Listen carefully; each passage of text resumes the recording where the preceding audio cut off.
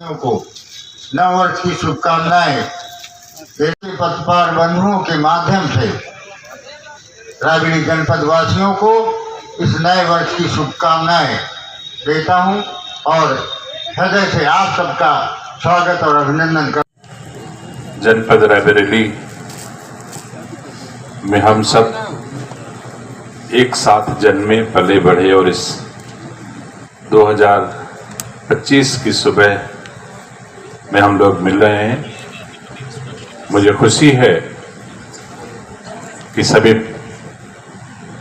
जिनको हम सब चौथा स्तंभ कहते हैं, मेरा आमंत्रण स्वीकार किया। आप सब यहाँ पधारे, आपका हृदय से स्वागत करता हूँ, अभिनंदन करता हूँ, धन्यवाद देता हूँ कि आप सब ने अवसर निकाला इस संयोग के लिए। नववर्ष हमारी संस्कृति परंपरा है कि जब भी कोई हम छोटा बड़ा कुछ भी काम शुरू करते हैं तो कोशिश होती है कि कुछ मिल के किया जाए। आज हम लोग इसलिए पार्टी के और पत्रकार साथी सब मिल करके नए साल की शुरुआत कर रहे हैं। इस कार्यक्रम में हमारे भारतीय जनता पार्टी के यशस्वी जिलाध्यक्ष आदरणीय बुद्धिलाल पासी जी, पूर्व जिलाध्यक्ष और सहकारी बैंक के उपाध्यक्ष आदरणीय सुशील शर्मा जी, आदरणीय विनोद वाजपेयी जी, आदरणीय सुरेंद्र दाढ़ी जी, विशाल भैया, टप्पू जी, देवेंद्र जी, जन्मेजय जी, राजकुमार जी, पार्टी के सभी साथी और पत्रकार साथियों, नववर्ष की शुभकामनाएं। आप सबको ईश्वर करे 2025 जो जिस क्षेत्र में है उसमें और आगे बढ़ने का अवसर, शक्ति भगवान हमको आपको सबको दे। निसंदेह यह हमारी आपकी संस्कृति है, भारतीय संस्कृति है। जैसा मैंने पहले भी कहा कि हम लोग जब लोग शुरू करते हैं तो सबको साथ लेकर के चलें, सबके साथ चलें। हमारी संस्कृति है कि अगर हम घर में भी भोजन करते हैं तो कोशिश होती है एक टाइम पर पूरा परिवार इकट्ठा हो और उसके साथ भोजन करें, जोड़ कर चलें, एक दूसरे को मिला करके चलें। तो प्रत्येक वर्ष की भांति हम पहले दिन, दूसरे दिन और पहले दिन मेरा सौभाग्य था कि भारत के यशस्वी प्रधानमंत्री जो दुनिया के सबसे लोकप्रिय नेता हैं, उन्होंने मुझे आशीर्वाद देने का अवसर दिया और पूरे परिवार को, छोटे छोटे बच्चों के साथ भी उन्होंने जिस रूप में आशीर्वाद दिया, मेरे परिवार की तीनों पीढ़ी सदैव उसको याद रखेंगी। मुझे उस स्थान पे बैठाया, मैंने मना किया कि साहब हम इधर बैठते हैं और उन्होंने वहां बैठाया। शायद मैं तो तस्वीर से ही कह सकता हूं कि जहां भारत के अतिरिक्त अगर दूसरे देशों के राष्ट्रपति, चाहे वो अमेरिका का ही राष्ट्रपति क्यों न हो, वहीं बैठता रहा है। जो फोटो आती रही मैंने ये देखा, इस दोनों ने अपने आवास पे मुझे वहां बैठा करके सम्मान दिया, बच्चों को आशीर्वाद दिया। निसंदेह मैं अभिभूत हूं। मुझे महसूस होता है कि ऐसे ही कोई मोदी नहीं बन जाता। इतने बड़े होने के बाद भी रायबरेली की माटी में पैदा हुए एक साधारण सामान्य किसान के बेटे को जिस रूप में उन्हें आशीर्वाद दिया, सम्मान दिया, इसमें कोई संदेह नहीं है। यही उनको बड़ा बनाता है। इसीलिए उनके बराबर इस देश में कोई दूसरा नहीं हो सकता है। जिस रूप में उनको मैंने करीब से देखने का बहुत बार अवसर मिला, लेकिन परिवार की भांति मुझे पहली ही बार उनके घर पर इस रूप में मिलने का अवसर मिला। मैं अपनी ओर से, रायबरेली वासियों की ओर से इस गौरवमयी क्षण को हमेशा याद रखूंगा और धन्यवाद देता हूं अपने रायबरेली वासियों की ओर से कि रायबरेली का कभी भी देश के यशस्वी प्रधानमंत्री जी को प्रधानमंत्री बनाने में कोई योगदान नहीं था, फिर भी देश के प्रधानमंत्री की सदा सहता हम जरूर कहेंगे कि उन्होंने इस रूप में रायबरेली के बेटों को सम्मान दिया, रायबरेली के बेटे के सम्मान किया है। हम निसंदेह, मैं क्या कह सकता हूं, लेकिन धन्यवाद ही आप और अपनी ओर से रायबरेली वासियों की ओर से देश के प्रधानमंत्री जी का धन्यवाद देता हूं। ईश्वर उनको और शक्ति दे कि इसी भांति वो देश में भारतीय संस्कार संस्कृति को आगे बढ़ाते रहें, देश को मजबूत करते रहें। हम लोग अभी दिव्य भव्य कुंभ की तैयारी में हैं। आज भी मेरा कार्यक्रम कौशाम्बी में लगा था, इसलिए मैंने थोड़ा जल्दी आप सबको आमंत्रित किया। दिव्य कुंभ की भी आप सबको शुभकामनाएं देता हूं और आप सबको आमंत्रित करता हूं कि आप सब दिव्य भव्य कुंभ में भी पधारें। सरकार आपकी सेवा, सम्मान, सुरक्षा की गारंटी लेती है। हम रायबरेली वासियों की सुविधा व्यवस्था जो भी होगी हम लोग करेंगे। आपके माध्यम से मैं रायबरेली के जन जन तक ये बात पहुंचाना चाहता हूं कि दिव्य भव्य कुंभ में आप सब आदर सहित आमंत्रित हैं। नए साल में रायबरेली वासियों को उत्तर प्रदेश के यशस्वी मुख्यमंत्री जी के द्वारा जो यह आयोजन किया जा रहा है, निसंदेह हृदय की गहराइयों से इस काम को कर रहे हैं और दुनिया में ऐसा कोई उदाहरण नहीं है। 40 करोड़ से लेकर 45 करोड़ तक लोगों के आने की संभावना है। यह दुनिया का अपने आप में एक ऐसा आयोजन है जो कोई देश नहीं कर पाया। आज तक के इतिहास में कोई रिकॉर्ड नहीं मिलता जहां 40 करोड़ लोग एक समय में एक स्थान पे इकट्ठा हो जाएं। ऐसा दुनिया में कोई आयोजन आज तक नहीं हुआ है। मुझे गर्व है कि मैं उस सरकार का हिस्सा हूं जो सरकार इतने बड़े आयोजन को सफल 40 करोड़ तक लोगों के आने की संभावना है। यह दुनिया का अपने आप में एक ऐसा आयोजन है जो कोई देश नहीं कर पाया। आज तक के इतिहास में कोई रिकॉर्ड नहीं मिलता जहां 40 करोड़ लोग एक समय में एक स्थान पे इकट्ठा हो जाएं। ऐसा दुनिया में कोई आयोजन आज तक नहीं हुआ है।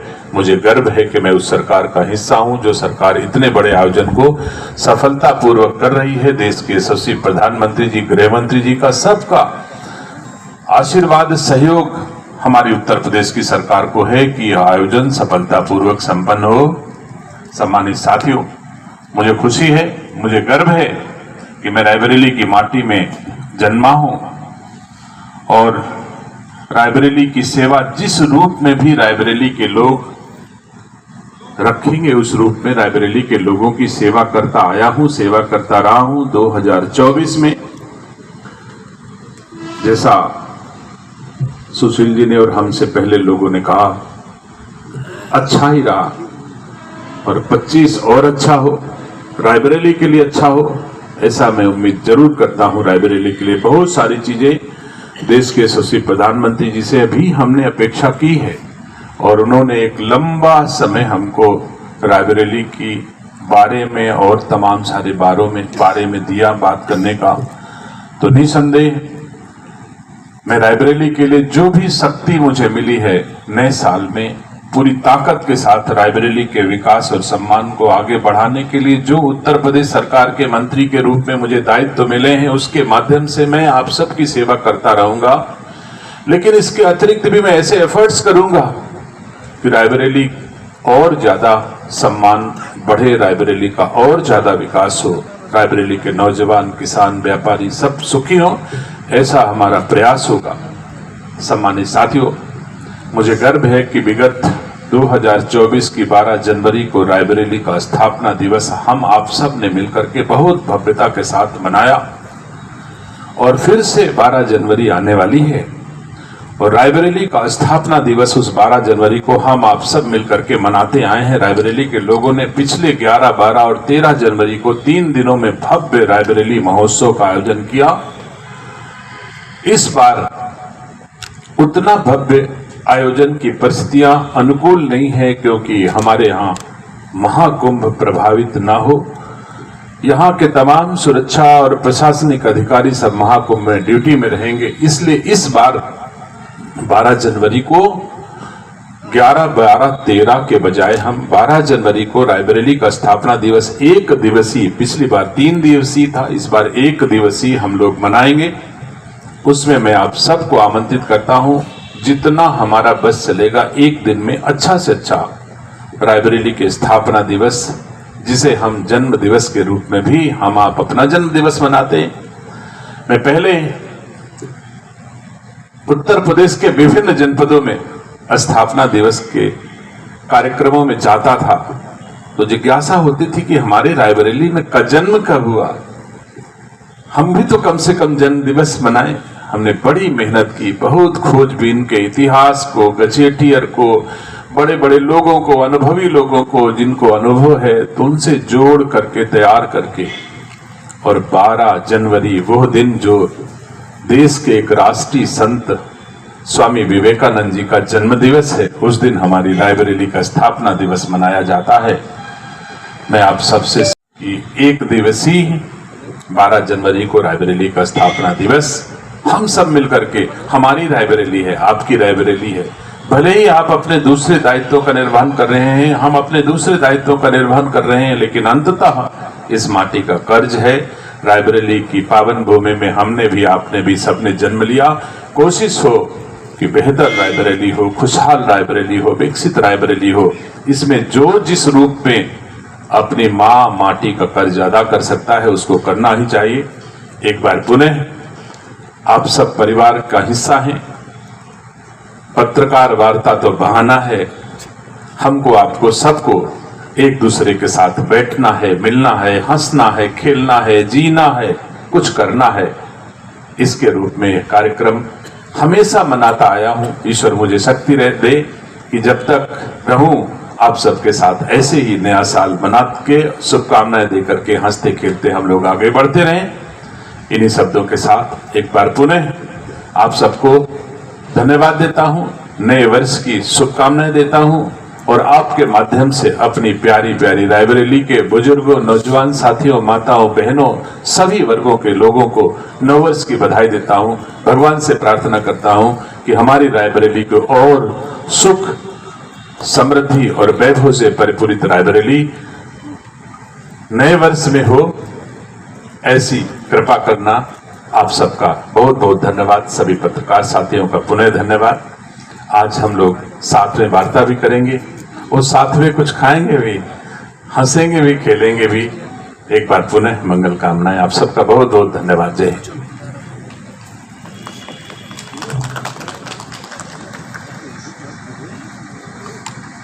साथियों, जीने के लिए किसी को कोई न कोई परंपरा, रीति स्वयं में भी बनाना पड़ता है। मैंने इस जनपद में हर नए वर्ष में सभी पत्रकार साथियों को शुभकामनाएं देने की परंपरा डाली, और आपके माध्यम से अपनी प्यारी रायबरेली के सभी लोगों को शुभकामनाएं देने का भी एक प्रयास किया। उसी के क्रम में आज मैं आप सबको मिल करके नए वर्ष की शुभकामनाएं देने और लेने दोनों का आयोजन किया। हम आप सब जानते हैं, भारतीय संस्कार संस्कृति में जुड़ने और जोड़ने से ज्यादा बड़ा महत्व किसी और चीज का नहीं है। हमारा प्रयास होता है और भगवान से प्रार्थना भी है कि हमारी रायबरेली को, हर व्यक्ति को, चाहे वो जिस नीतियों का, दल का अनुयायी हो, सबको शुभकामनाएं। ईश्वर सबको शक्ति दे कि एक अच्छी रायबरेली, विकसित रायबरेली, खुशहाल रायबरेली के निर्माण में अपनी अपनी भूमिका का निर्वहन कर सके। मैं 1 तारीख को हमेशा करता आया हूं, लेकिन इस बार मैं सौभाग्यशाली हूं कि 1 जनवरी को दुनिया के सर्वाधिक लोकप्रिय जननेता, भारत के यशस्वी आदरणीय प्रधानमंत्री जी ने मुझे आशीर्वाद देने का समय निकाला। हम लोगों को सौभाग्य मिला कि अपने परिवार की 3 पीढ़ियों को एक साथ देश के यशस्वी प्रधानमंत्री जी का आशीर्वाद मिला। हम गौरवान्वित हैं। ऐसे क्षण जो किसी भी कार्यकर्ता को कम मिलते हैं, लेकिन वह क्षण मुझे हासिल हुआ। रायबरेली जनपद भी मेरा परिवार है और परिवार के हर सदस्य को सुख की अनुभूति हुई होगी जब रायबरेली का बेटा प्रधानमंत्री आवास में प्रधानमंत्री जी के साथ बैठ करके सम्मान पा रहा हो।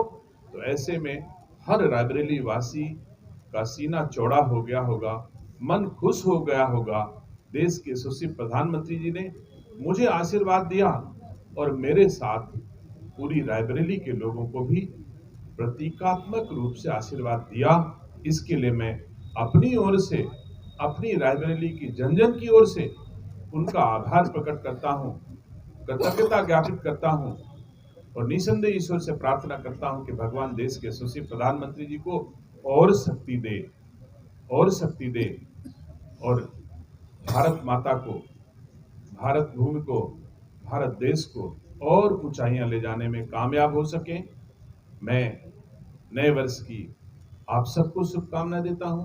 आपके माध्यम से पूरी रायबरेली को शुभकामनाएं देता हूं। ईश्वर नया वर्ष रायबरेली के उत्कर्ष का हो, ऐसी कृपा प्रभु की हो।